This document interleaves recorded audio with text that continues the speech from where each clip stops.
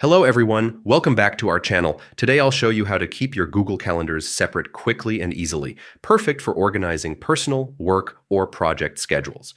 First, open your browser and go to Google. Click the Google Apps icon in the top right corner and select Calendar. Next, on the left side of the calendar screen, click the plus icon or Add Other Calendars. Then choose Create New Calendar.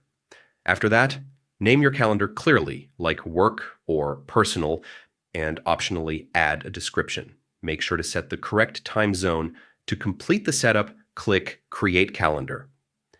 You'll be redirected to the main calendar view where you can start adding events to your new calendar. For even more separation, consider using different Google accounts for different roles, one for personal use and another for work or freelance projects. And that's it. You've just created separate Google Calendars to keep your life organized and focused. Thanks for watching. Don't forget to subscribe to our channel, and I'll see you in the next video.